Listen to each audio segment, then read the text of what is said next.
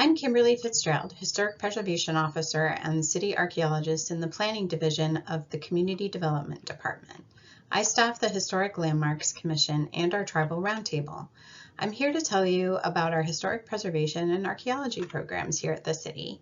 First, the Salem Landmarks Commission. It was established in 1985 and is comprised of 9 members appointed by the mayor. All of our landmarks commissioners have a special interest or special qualifications and training in historic preservation. What do? We preserve landmarks significant to Salem's history through historic design review and education. The Landmarks Commission is one of 2 commissions at the city who conduct quasi-judicial land use hearings. And the Landmarks Commission is unique, again, because we are actually a certified local government, certified through the National Park Service. So we also have some delegated authority to review things like special assessment or tax credit applications. These are important incentives which help to promote the history of and the maintenance of the resources within our jurisdiction.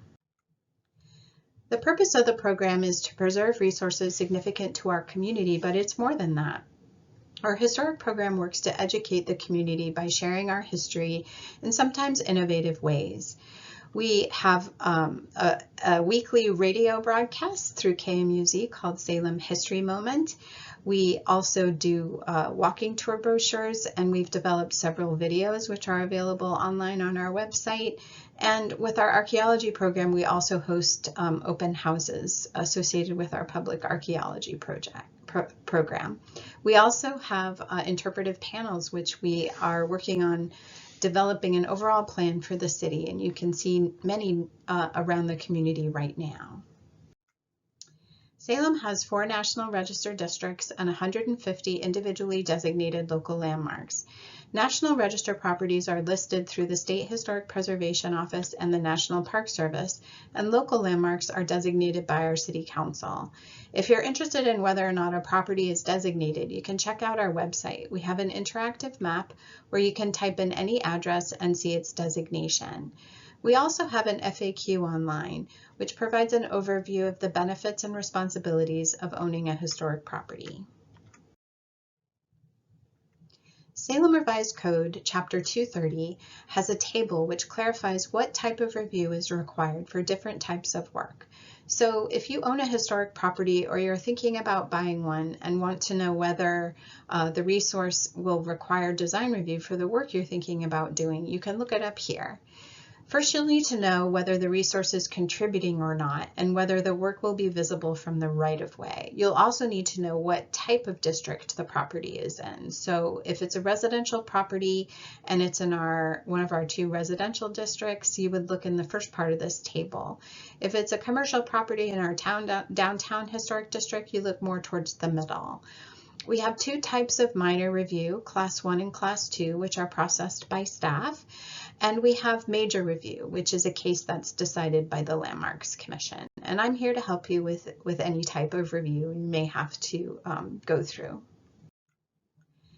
If you own a historic property, you may wonder whether the Landmarks Commission can tell you what color to paint your house. The Landmarks Commission does not regulate paint color or any changes to the interior. They do encourage the preservation of character-defining features like windows and sometimes doors and sometimes siding. Our code was updated recently to allow a lot more flexibility for property owners who want to make improvements to add things like solar panels or improved energy efficiency. And there's a lot more flexibility too for owners who want to make changes on the sides and the back of their designated resources. The city can't designate your property without your permission. So if you happen to own an older house and are wondering whether or not the city could swoop in and designate it, don't worry. In Oregon, owner consent is required for both local landmark designation and National Register designation. The only designation that doesn't require consent is National Register designation for publicly owned properties.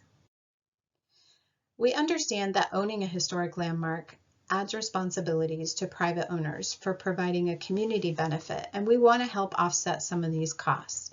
The City Council worked with the Landmarks Commission to establish the Residential Toolbox Grant Program in 2011.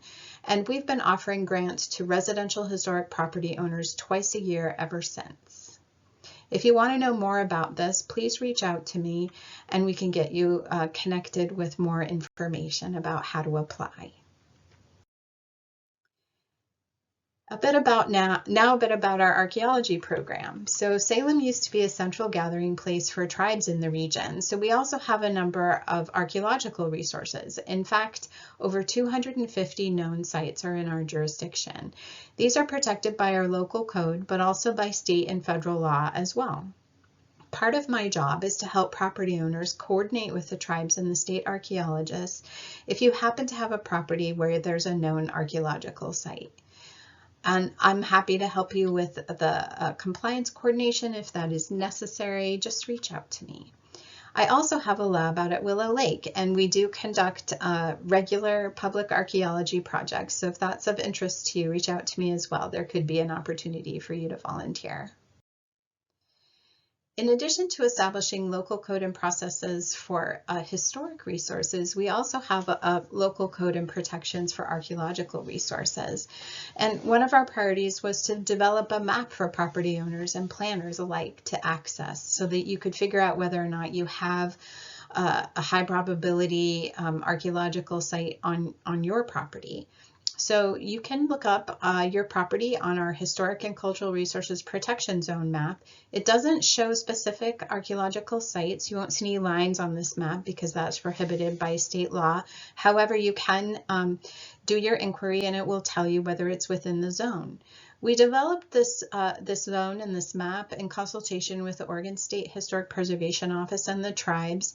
And again, it encompasses not just our known archaeological sites, but also our high probability areas. And it can tell you where there's a high potential for resources to be encountered. Every year, the Landmarks Commission adopts a work plan which guides all of the work that we do. It's available online and we can provide you a copy if you're interested in finding out more about what we're working on.